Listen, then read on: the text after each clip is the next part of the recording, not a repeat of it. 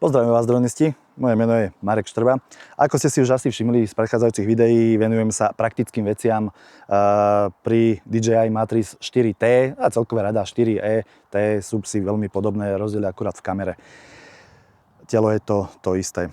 Takže teraz sa budem venovať batérii, lebo stalo sa mi to, že samozrejme kúpite si dron a máte tam telo dronu a máte tam iba jednu batériu. To nepostačuje, takže s tým som dokázal lietať maximálne pol hodinku. V zime je to o niečo menej, v lete samozrejme to o niečo viac. No ale keď potrebujete niečo nalietavať, potrebujete lietať hodinku alebo hodinku a pol, tak zistíte, že skutočne tá pol hodinka je vám k ničomu, čiže tá jedna batéria je málo. Tak som si objednal zo zahraničia, samozrejme originál batérie. No a ako chlap som si nezisťoval, že čo ako, však kto číta návody, ruku na srdce. No a prišiel som do terénu a tam po tej mojej pôvodnej batérii som dal novú. Bum, nič, zle. Dal som ďalšiu, bum, taktiež zle. Čo sa deje? Tak sme začali googliť. Chybová hláška 161 3083. Problém s termokamerou. No reku, toto nebude problém s termokamerou. AI-ko trošku zavádza. Pozeráme na displeji, na ovládači, že aktualizujte firmware. Dobre, tak som aktualizoval firmware, takže jedna batéria bola v pohode. Dali sme druhú, aj tá bola v pohode, takže po takých 20 minútach sme to ako tak rozchodili. Vrátil som sa domov, išiel som potom na ďalší let. A tam jedna batéria v pohode a druhá mi opäť blbla. S tým, že nedokázal som nič. Takže opäť aktualizácia firmware, pozerám v pohode. Žiadny problém. Dron v červenom, na ovládači, nič, chybová hláška. Čo teraz?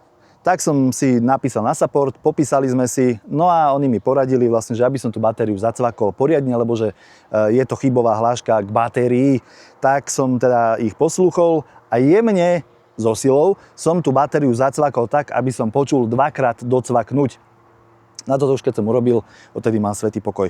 Tie nové batérie sú predsa len nové, tuhé, čiže ešte to tam nie je také rozchodené, tak môže byť, že ten kontakt je aj dobrý, ale ona dobre nedocvakne.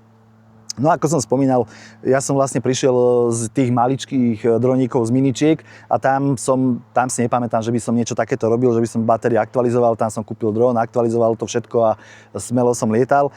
Kdežto tu pri týchto väčších radách už mi to nenapadlo, fakt priznám sa, takže ak to sledujete a hľadáte aj vy riešenie, že čo je vlastne ten chybový kód 161 3083, tak AI-ko vás dá úplne z cesty, ako aj mňa, tak zamerajte sa na batériu.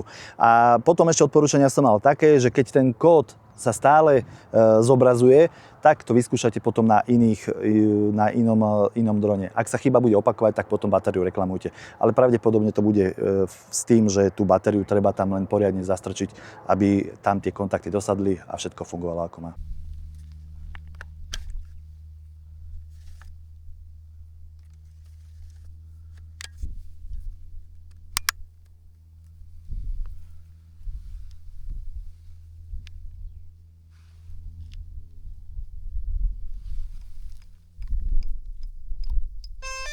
Ak sa vám video páčilo, budem rád, ak dáte odber. Ďalej sa budeme venovať Matrix 4T a do našej rodiny pribudol aj Mavic 3M, čo je multispektrálny dron. Takže máte sa na čo tešiť. Informácie sa rozrastú. Nech vám to lieta. Prihláste sa na odber.